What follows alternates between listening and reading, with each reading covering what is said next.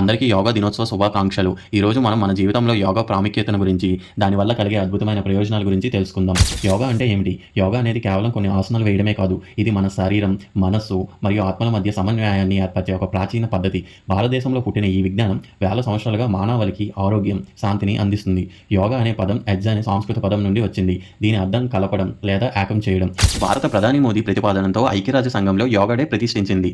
మొదటి yoga day 2015లో జరపబడింది. 2025 yoga theme ఏంటంటే yoga for one earth one health, వ్యక్తిగత ఆరోగ్యం ప్లస్ ప్రపంచ ఆరోగ్యం అని. ఈ సంవత్సరం యోగా డే విశాఖపట్నంలో జరగనుంది. యోగా వల్ల కలిగే ప్రయోజనాలు. యోగా వల్ల కలిగే ప్రయోజనాలు అనంతం. వాటిలో కొన్నిటిని ఇప్పుడు చూద్దాం. యోగా ఆసనాలు కండరాలను బలోపేతం చేసి శరీరాన్ని మరింత సులభంగా కదిలేలా చేస్తుంది. క్రమం తప్పకుండా యోగా చేయడం వల్ల శారీరక బలం పెరుగుతుంది, అలసట తగ్గుతుంది. కొన్ని ఆసనాలు జీర్ణ వ్యవస్థను మెరుగుపరుస్తాయి, శరీరంలో రక్త ప్రసరణను మెరుగుపరుస్తుంది, రోగ నిరోధక శక్తిని పెంచి వ్యాధుల నుంచి రక్షణ కల్పిస్తుంది. యోగా ఒత్తిడి హార్మోన్లను తగ్గించి మనసును ప్రశాంతంగా ఉంచుతుంది.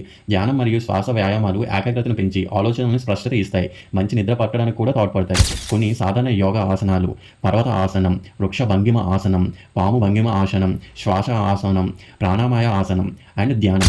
యోగాలో ధ్యానం ఒక అంతర్భాగం. కొన్ని నిమిషాలు ధ్యానం మనసును ప్రశాంతంగా ఉంచి ఆత్మవిశ్వాసాన్ని పెంచుతుంది. రోజుకు కనీసం 5 నుంచి 10 నిమిషాలు మౌనంగా కూర్చొని శ్వాసపై దృష్టి పెట్టండి. చూసారుగా యోగా మన జీవితంలో ఎంతటి సానుకూల మార్పులను తీసుకొస్తుందో. అంతర్జాతీయ యోగా దినోత్సవం కేవలం ఒక రోజు వేడుక కాదు, ఇది మన ఆరోగ్యాన్ని, శ్రేయస్సును మెరుగుపరుచుకోవడానికి ఒక స్ఫూర్తి. ఈ రోజు నుండి మీ జీవితంలో యోగాను ఒక భాగంగా చేసుకోవాలని కోరుకుంటున్నాను. మీకు ఈ వీడియో నచ్చితే లైక్ చేయండి, మీ స్నేహితులతో పంచుకోండి మరియు మరిన్ని వీడియోల కోసం మన ఛానల్ని సబ్స్క్రైబ్ చేసుకోండి.